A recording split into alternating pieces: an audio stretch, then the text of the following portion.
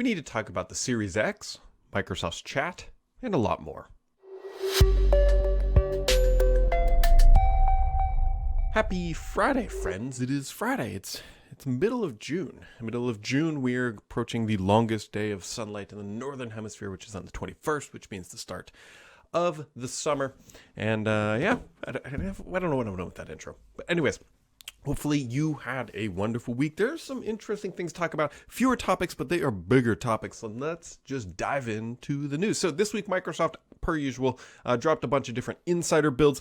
Windows 11 can now detect if you're interacting with toast notifications for specific apps, and in some cases can turn them off. This is something that felt like it's been long overdue, but those annoying toast flyouts that, I don't know, personally, I have mine set to just like snooze all the time or whatever, quiet time, just about every minute of the day, because they're just, the notification has become more of a distraction than anything else. But either way, they are going to get a little bit smarter and start hiding ones that you don't interact with, well, ever.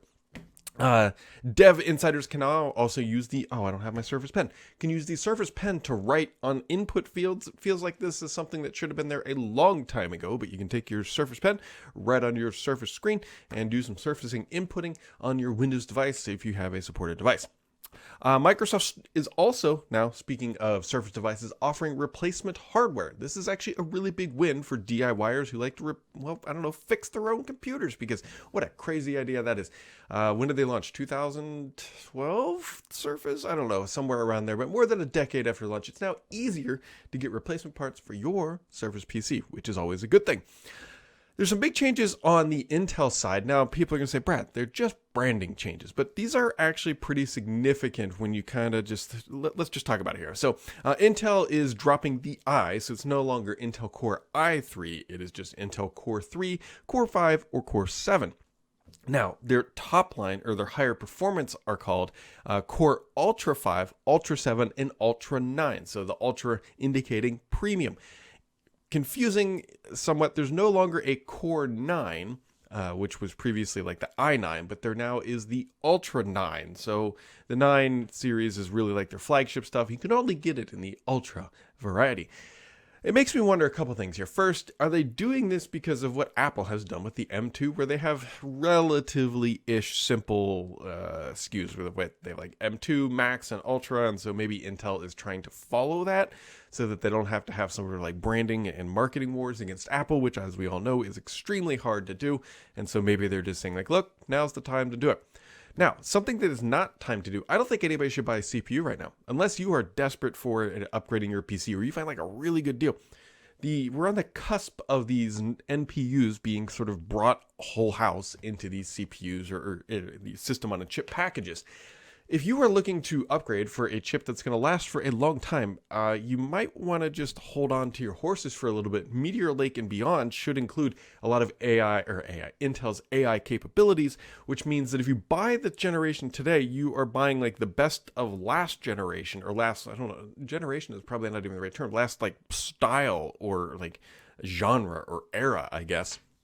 And Meteor Lake is supposed to usher in sort of like a new era. I guess you could maybe make an argument on the Intel side that when they went to their min-max sort of ARM style layout, was a Gen 12, that maybe that was the end of the era, and like this is whatever, doesn't matter. I personally think everybody should wait for Meteor Lake if you're planning to build a new PC or upgrade.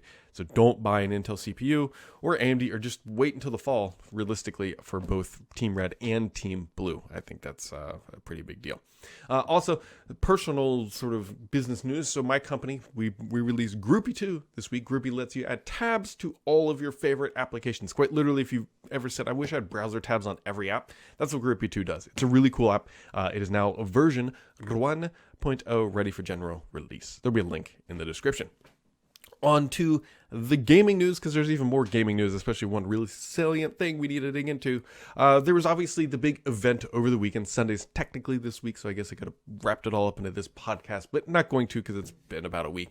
Either way, universally, it seems like Microsoft did a pretty darn good job, grabbed the attention, grabbed some headlines, and there wasn't too much fluff or things that really distracted from anything else, so they got pretty good praise for it. But one of the things pointed out that came out also this week, Hi-Fi Rush, which was sort of like a sleeper hit that came out of nowhere. Obviously, they shadow dropped it, did really well. It's getting a couple new modes, enemies, music, and more, and then with the arcade challenge update for people who like that. Now, we couldn't do a weekly podcast without talking about the weekly thing of the week, which is the FTC. So, first notable point here is that Microsoft sort of won an initial sparring battle, if you will, because originally Microsoft and the FTC were scheduled to go to court, I believe it was in August, and now they're going to be headed to court on June 22nd and 23rd, which really brings up that timeline. So Microsoft, that's a win for Microsoft. But how and why did this happen? Well, Microsoft, I believe, intentionally started floating through the media. They're like, look, we might be able to just ram this through and just deal with it on the back end. And the FTC is like, no, you can't do that. And so they put an official injunction in place, and the court said, yep, officially, Microsoft, you cannot close this deal. And to rule on that, if you can or cannot close that thing, we're going to set a date for June 22nd, 23rd. And so if Microsoft can get through all that, then I believe they would be authorized to then close. So it really just speeds up Microsoft timeline, and realistically, if they can get through that, then I think they might be able to hit their July 18th deadline. The July 18th might sound arbitrary, but that was I believe the official date in the contract with Activision. If they don't close by the 18th, then they have to renegotiate and or potentially pay potentially pay $3 billion breakup fee if they cannot get it done. So that's a really big deal. Also, speaking of really big things in the Xbox world, let's dive into the Starfield thing first of all. So Starfield announced that, hey, look, the game's going to run at 30 frames per second. That's just what it is. It's not going to be 60 frames per second. Deal with it. They didn't quite say deal with it. Like, Starfield is a massive game, and to get it optimized to do 60 frames per second apparently is just not on the cutting board for making the release. It's just something they don't have time to do. And so the question becomes where do you fall on the spectrum? Some people are they're like, look, this is the biggest, most ambitious game we've ever seen, and 30 frames per second to get it out the door on time, we'll accept that. Then there's the other camp. It's like, but this is next-gen gaming. We were promised 60 frames per second, and suddenly you're telling us that that's not happening. And then it also didn't happen with Redfall at launch. And so where do we land? Well, in the midst of all this, Phil Spencer also said that he doesn't believe that there needs to be a mid-gen upgrade. Now, this is more in line with speculation that people were thinking about the Xbox One X. Remember how that console came out? Not came out of nowhere, but codenamed Scorpion. It just kind of showed up and gave better performance. People are wondering, it's been a couple years since the Series X launched. We can't get 60 frames per second on some titles. Maybe there would be. And then Phil Spencer's like, he says it doesn't feel imperative. So I would not expect a Series X bump at this time. Remember, we just saw the Series S get a storage bump, not a performance bump, but a storage bump. Here's, I think, the big problem, right? Microsoft came to market with the Series X, in their own words, that's the most powerful console. It eats monsters for breakfast, and then all of a sudden it's choking out on the one thing that we most want, 60 frames per second. And so the narrative for buying an Xbox Series X is really not great anymore. I've said it time and time again that Series S is probably fine for the vast majority of people. And then you see what is happening with Redfall and with Starfield, and it's like, okay, well, what's the performance gain you really get with the Series X? Somebody's going to chime in and say, Brad, it's 4K. Let me tell you, my friends, unless you're sitting really close to your TV, you can't tell.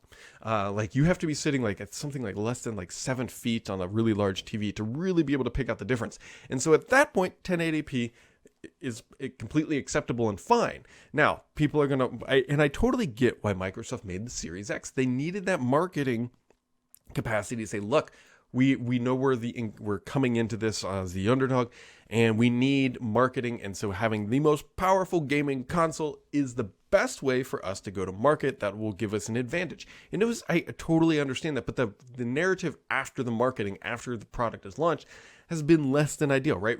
Someone's going to say, but Brad, there are plenty of 60 frames per second Series X games. You are right. I'm not arguing with that. But you know what you also have to do? You have to make a choice, typically between creative mode or performance mode.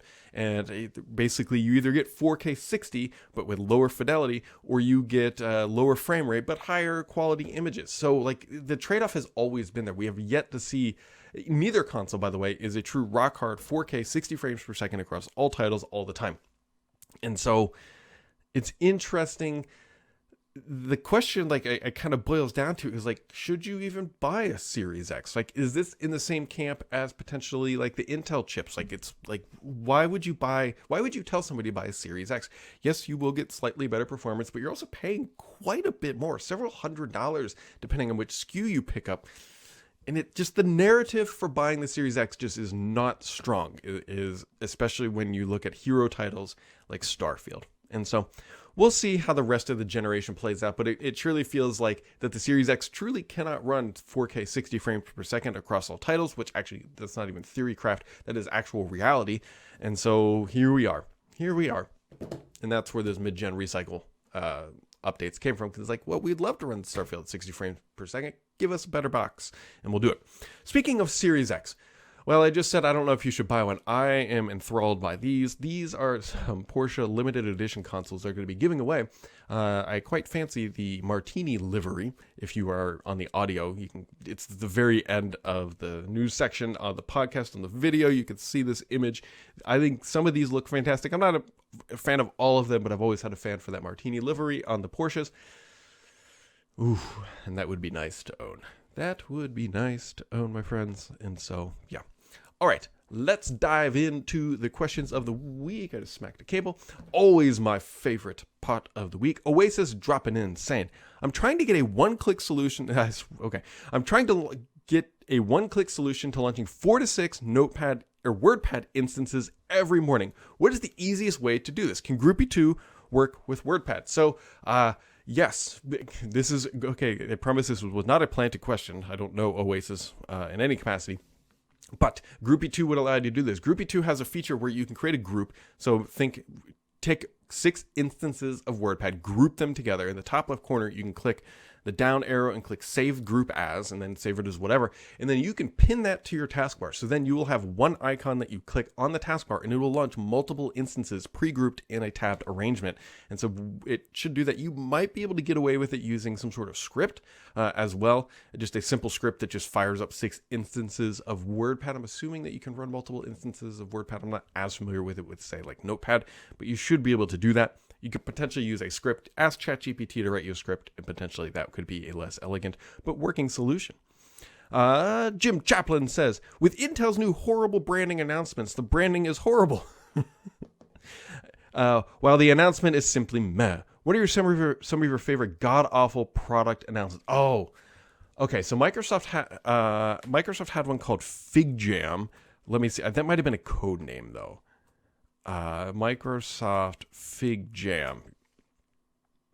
Yeah, they have one called Fig Jam a long time ago, I believe. And then there was, what is the name of the Google that collab board thing? Google Collab Board on Wheels. What is the name of that thing? Jamboard. So you got Figma or Fig Jam and Jamboard. Those are probably my two like sort of tech focused. I mean, you could also look at the other classic in the industry is Netflix, when they tried to spin out their DVD business and called it Quickster, and they didn't have like the Twitter account and everything else. So those are 3 off the top of my head that I can think of. Mr. PKA dropping a double dose says, you saw all the games on Sunday in the Xbox Game Showcase. What are you actually excited about? What was missing? Are you still only excited about Starfield? Okay, Starfield aside, we'll take Starfield, pick it up, put it over here because I'm quite excited about that. Towerborn looked pretty interesting too. You can actually get into Towerborn if you are one of those, if you join their insider program. I have not played it myself. Towerborn looks pretty interesting just because I like those style of games. And so tower defense games, at least I think it's a tower defense like type game. That's how it appeared, at least in the video. I've always enjoyed tower defense style games. So Towerborn would be up there. Valve looks interesting, and that's coming in 2024, but no specific date. And so, yeah, I think that's pretty high on the list. Forza I will absolutely play just because I can go get all the Porsches and the Martini livery. Actually, I don't know if we can do a Martini livery and the new one. Either way, I'll play Forza just because it's Forza, but it's not something I'm like desiring. And so what I hope to see, here's what I hope to see. I hope to be able to play Starfield this fall. I hope to be able to play Towerborn this fall. And maybe Call of Duty will be joining Game Pass finally this fall. That would make for a fun arrangement. And Mr. Joe Finn wrapping it up. He says, Mr. PK, I had a second one. I forgot his double dose. It seems like there's no value in paying more for the Xbox Series X. Yeah, that was the point I was trying to hit earlier. Is there any value add outside of the disc player? So the value add of the Series X, potentially, if you compare it directly to the Series S, the entry-level SKU. So you'd have a disc drive. You would have more storage out of the box, right? Because the initial one, the Series S comes with 500 gigs or something like that, and you get 1 terabyte with the Series X. And then also in some titles, you do get higher performance, like 4K and 60 frames per second. Just depends. It's just not a universal experience. And so those are two hard fast options, or two hard fast features: the disk drive and the storage, and a potential like sometimes option, which is the 60 frames per second at 4K. So, if they drop the price of the Series X, then it becomes a little bit more palatable. But so far, we have yet to hear anything about that side. Which, by the way, speaking of dropping the price, check your inboxes. Target was running a deal where they were pushing out coupons to allow you to buy the Series S at $249. Again, that was their holiday pricing last year. And so keep your eyeballs peeled if you're on the lookout for a Series S. And then Mr. Joe Finn says, any update on your personal productivity tools? Still using Notion or OneNote? I'm not using Notion or OneNote. I'm now all in on Loopage. I will tell you that Notion is still far superior to Loop. In the Loop components, they work and they're great, but they're still not, I don't know. There's something, I can't quite put my finger on why the experience isn't perfect yet. But either way, I'm using Loop. I'm trying to use it on everything because it's something I kind of quasi already pay for. At least my work pays for it. And so that way, yeah. But like deep down in my gut, I still like Notion quite a bit more. So we'll see. We'll see how long I can hold out. So there you go. There you go, guys. Like I said, a couple big topics this week, couple things going on. We are heading towards Microsoft's end of year. June 30th is the end of their fiscal year. So sometimes we see Microsoft just ram out a whole bunch of announcements before the end of the year as people try to hit their deadlines. They get their bonuses because they say, look, if we launched it in this fiscal year, then we get a bonus. So be on the lookout for a bunch of smaller announcements likely getting rammed out here over the next couple weeks. But that is it, my friends. And as always, make sure to keep it subscribed here because the only BS on this podcast is me.